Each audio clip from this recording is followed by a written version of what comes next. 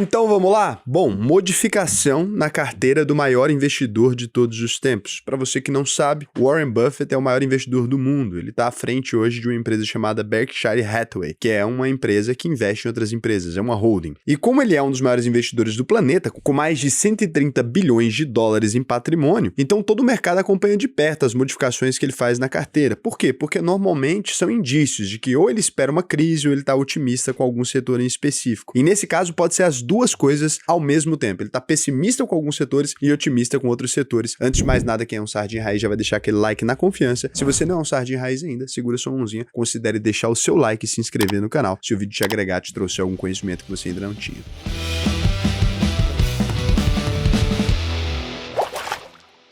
Bom, para a gente fazer esse vídeo aqui é preciso ter responsabilidade. O Warren Buffett, ele gerencia uma carteira de bilhões de dólares, muitos, mas muitos bilhões de dólares. E com isso, não é tão simples para ele entrar e sair de posições, ou mesmo remanejar os investimentos dele sem chamar muita atenção. O que acontece é que qualquer movimento que ele tem que fazer tem que ser empresas que aguentem aquele aporte. Qualquer saída que ele vai fazer tem que ser justificada pelo risco de perder uma parte expressiva do portfólio e por dar satisfação para outros investidores da empresa dele. Então não necessariamente é a melhor decisão no momento. Às vezes só porque a empresa esticou até certo patamar, ele acredita no value investing, para ele pode ficar difícil depois conseguir um ponto de saída dessa empresa. Então assim, não vai basear os seus investimentos somente no que o Warren Buffett faz, sem analisar se aquilo faz sentido ou não na sua estratégia para você não acabar fazendo besteira. A Berkshire Hathaway, a principal venda que ela fez aqui foram em ações de Apple. Só que para você ter uma ideia, no segundo trimestre de 2023, né, a composição acionária aí da carteira da Berkshire Hathaway, ela estava 51% posicionada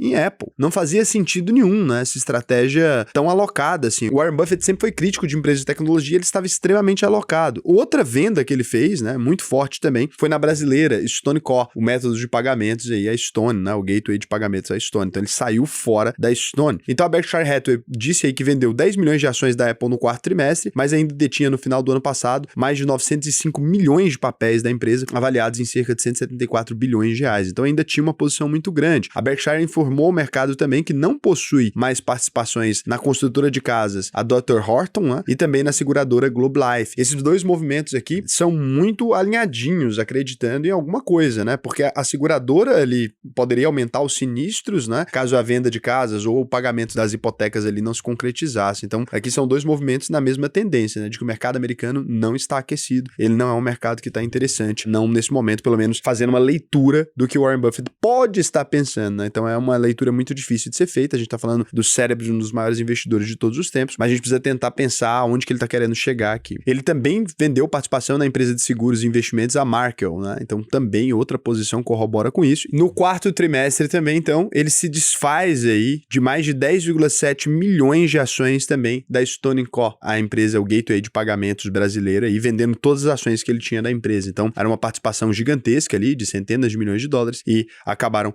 vendendo também. E reduziu a presença na fabricante de impressoras HP e na empresa de mídia, a Paramount Global. Então, com isso aqui, a gente encerra as posições de venda. E aí começou a se especular onde que a Berkshire deve estar colocando esse dinheiro. Não sei se vocês sabem, mas diversos investidores ali, eles ficam esperando, né, uma posição do Warren Buffett para entrar no comecinho, porque toda vez que ele entra numa empresa, essa empresa acaba subindo ali pelo simples fato dele ter entrado. Não porque o negócio melhorou, alguma coisa aconteceu, mas quando o Warren Buffett compra, né, sendo o maior investidor do mundo, todo mundo quer comprar junto. E aí a gente tem as informações aqui por hora de que ele aumentou participação na petrolífera Chevron, né, um dos maiores investimentos, e faz sentido no momento agora que o preço do barril do petróleo estava caindo e tudo, essas empresas tiveram um impactozinho, ele aproveitou para comprar. Além disso, né, pelo segundo trimestre consecutivo também, a Berkshire pediu autorização da Comissão de Valores Mobiliários dos Estados Unidos, que é a SEC, né, seria equivalente à nossa CVM aqui, para manter temporariamente em sigilo uma ou mais das suas participações, ou seja, estão comprando alguma coisa e não querem que o mercado saiba, né? A empresa solicita esse tipo de tratamento sempre que ela está fazendo participações em empresas. Lá atrás, ela já fez isso com a Chevron, com a ExxonMobil, IBM e Verizon Communications.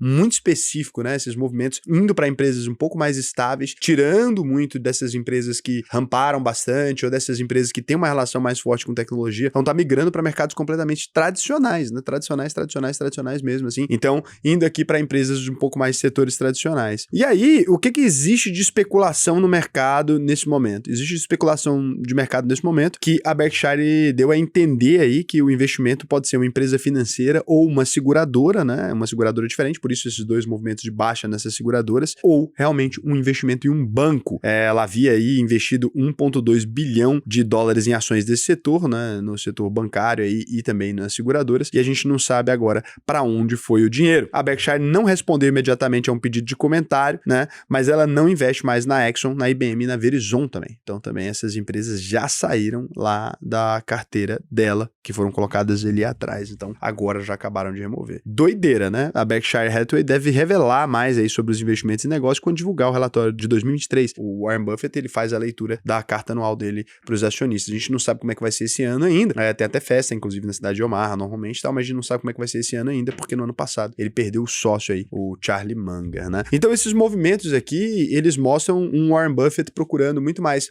pela segurança e evitando, né, esse hype que estavam ali essas empresas de tecnologia. Ao contrário do que algumas pessoas pensaram ali atrás, que talvez ele estivesse aumentando participação por conta de movimentos como inteligência artificial, alguma coisa desse gênero. Ao que parece, o único investimento que a gente sabe dele ainda é a Chevron. Vamos esperar, né, pra ver o que acontece aí nos próximos meses. Pode ser, quem sabe, você acha que o Warren Buffett entrou em quê? Você acha que ele entrou aí numa inteligência artificialzinha? Eu acho que pelo menos no NVIDIAzinho ele deve ter entrado. Você acredita? Eu não acredito, não. Ele sempre foi um cara muito moderado. Pelo contrário, toda vez que você vê uma grande euforia nascendo em algum setor, você tem o Warren Buffett correndo dele. Você vê aqui que ele ficou tranquilo com essa posição na Apple durante esse tempo todo. A Apple lançou agora o óculos, sei lá o que, papapá, ele deve ter visto 2 notícias de jornal, bateu aquela síndrome, falou, tô fora disso aí. Pelo menos essa é a minha visão, né? Acho que ele tem um receio muito forte com tecnologia, até porque há poucos anos atrás ele não se expunha a esse tipo de setor, né? Agora uma exposição desse tamanho tá com 51% ele em gosta Apple de ir ali. no seguro, né? Ele gosta de jogar mais dentro de uma zona segura ali. E funciona, né? Não vamos julgar o velhinho aí também, que com 95 anos ele tá sabendo o que tá... 93 anos e tá sabendo o que tá fazendo. Desde 1965 ele dirige aí a Berkshire Hathaway. Vai fazer 60 anos.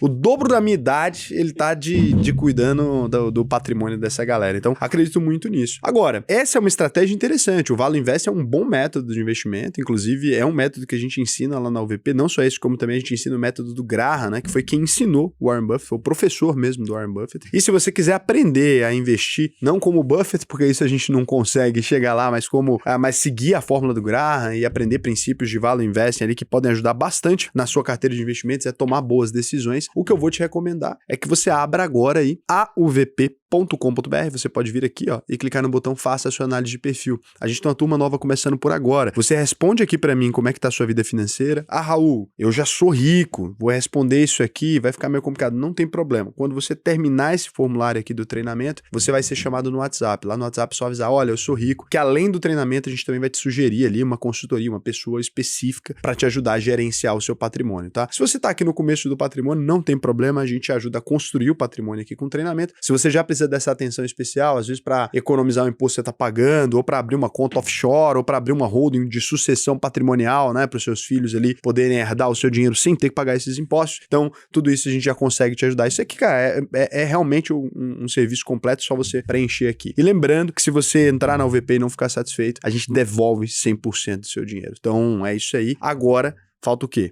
A gente dá uma olhada aqui se tiveram perguntas de vocês, porque a gente ficou de folga esses dias aqui do carnaval. Raul, mas teve vídeo todo dia? Como é que ficou de folga? Eu gravei antes. Aqui comigo é assim, eu não deixo vocês na mão, não. Deixa eu fazer uma pergunta sobre esse vídeo ainda que você estava fazendo. Você é defensor do buy and holder, né? Quem é a favor do buy and hold sou eu, não o Warren Buffett. Faz sentido.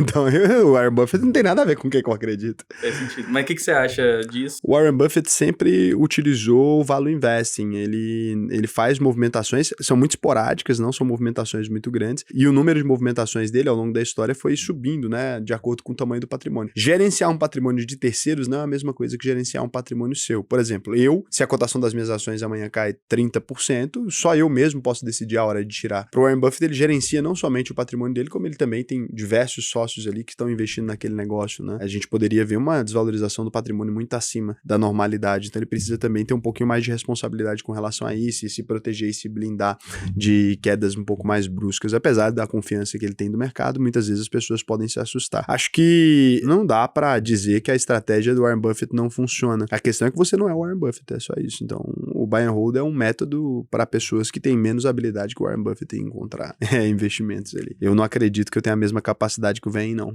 Por hora, eu tô ganhando dele na rentabilidade nos últimos 5 anos na carteira pública aí. Falar nada, mas não tô gerindo bilhões. Não, difícil é fazer isso com bilhões, na verdade. A piada é que, assim, lógico, né? Você gerenciando um patrimônio de alguns milhões, é muito mais simples você fazer isso do que gerenciando bilhões de dólares. Tem empresas que simplesmente não aguentam a posição do Warren Buffett. Se ele quiser comprar, por exemplo, ações de uma Leve 3, ou se ele quiser comprar ações de uma Fleury, essa empresa não aguentaria a posição. Mas se ele quiser investir na gente, a gente aguenta. Pode mandar pra cá que a gente... Não sei se a gente aguenta, não. Talvez esse investimento dele é grande demais pra nós. Então, realmente tem essas diferenças. Cuidado pra não emendar, né? Não coloca seu relógio junto com o do Warren Buffett, não, que você chega atrasado. Não vai, não, que você se atrasa. Que ele não tá com esse... E outra coisa também, tem 93 anos, já tem bilhões. Daqui pra ele agora, o melhor que pode acontecer pro Warren Buffett é ele viver mais 7 anos. Então, também ele não tá na mesma situação que você, não. Já o Aldous Daniel Monteiro, 3636, no 10 minutos e 40, essa é a pergunta que ninguém me responde. Então, hoje, isso aqui vai mudar. Eu sou iniciante e compro principalmente VVB11. Pra quem não sabe, um ETF que replica ali as 500 maiores empresas dos Estados Unidos, só que aqui pela Bolsa Brasileira. O que acontece? Você compra ele aqui, você está comprando, pagando uma taxazinha a mais, é claro, mas você tem o conforto de comprar na sua casa e declarar imposto de renda mais fácil. Por que eu deveria gastar um tempo absurdo avaliando negócio a negócio, sendo que mesmo empreendedores experientes erram sobre empresas? Não é mais rentável só seguir o benchmark e ser feliz? Se alguém puder responder, eu fico felizão. Bom, não é uma ideia totalmente ruim, não. Você pode sim fazer uma compra via ETF e você vai ter sim um bom desempenho, né? As 500 maiores empresas americanas, necessariamente, elas cresceram nos últimos anos. Agora, se é mais rentável, depende. Para quem não sabe o que fazer, com certeza a sua estratégia é mais rentável. Inclusive, você ganha da maior parte dos gestores de fundos. Agora, se você souber o que você está fazendo, poxa, o stock picking aí mostrou, né, na nossa carteira pública aí uma rentabilidade que você não alcançou com o seu benchmarkzinho, né? Ficou bem atrás, inclusive. Ficou aí, você está pelo menos 70% atrás da gente, mais, na verdade, nesse benchmark que subiu bem nos últimos anos, né? Mas só nesse ano aí você já tá bem atrás. Vamos pegar aqui para você ter uma ideia do quão atrás você fica quando você segue somente isso aí. Apesar de ser uma estratégia difundida. Você poderia, inclusive, ter vários ETFs em carteira, ETFs setorizados, que a gente chama. Então você poderia ter um ETF ali de tecnologia, um ETF que pega algumas áreas. Agora, que é a mesma coisa que fazer stock picking? Não. Stock picking, quando dá certo, dá muito mais certo. Quando dá errado, dá muito mais errado. Então, é aquilo. Se você não sabe o que tá fazendo, segue essa estratégia que você já tá fazendo aí, que funciona bem melhor. Mas aqui, ó, você olhando, né, a gente chega aqui em números que talvez você vá ficar com um pouco de inveja aí, mas não tem problema. Vamos pegar o S&P 500... Então, ó, aqui na linha de baixo você vê o S&P 500 aí nos últimos anos, né? A nossa rentabilidade 213,67 contra 81,64 do S&P 500. Bom, foi ruim a rentabilidade aqui do S&P 500? Não, né? Poxa, você tá falando de 81,64% de rentabilidade aí nos últimos anos, é uma rentabilidade maravilhosa. Agora, comparado com 213%, então quando você vai comparar aí, você pode ficar com uma rentabilidade um pouco menor se você faz essa estratégia do que quem realmente sabe o que tá fazendo, mas ainda é maior do que a maior parte das pessoas. Ele comentou isso no vídeo Como Saber Se a Sua Rentabilidade Está Boa. O George André Riffel, ou George Andrew Riffel, 759, comentou, pergunta, moro no exterior, consigo abrir conta na plataforma UVP? Questão é, já abri em outra plataforma, mas quando quero acessar preciso pedir alguém no Brasil para me enviar um token, isso se torna um problema, pois não consigo baixar o app aqui. Então, é isso mesmo. Não tem jeito de fazer isso sem ser por esse método, porque na verdade a gente não deveria abrir conta para quem deu saída definitiva do Brasil. Se você não deu saída, você tem que ter um telefone, né, para poder fazer o cadastro. Infelizmente, é um segmento de uma legislação. Algumas empresas abriram contas antes disso e conseguiram fazer essas contas antes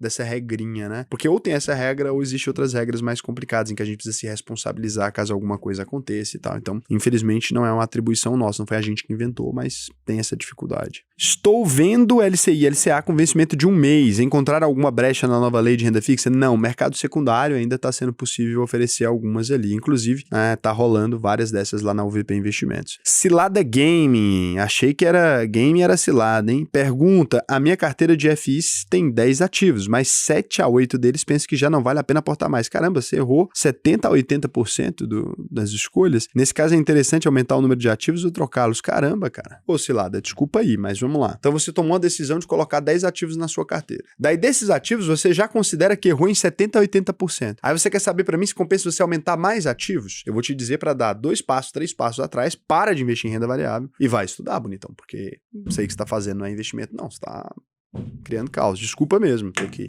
ser franco com você, mas eu sei que às vezes você queria uma resposta nossa, compensa muito, mas... Tchau.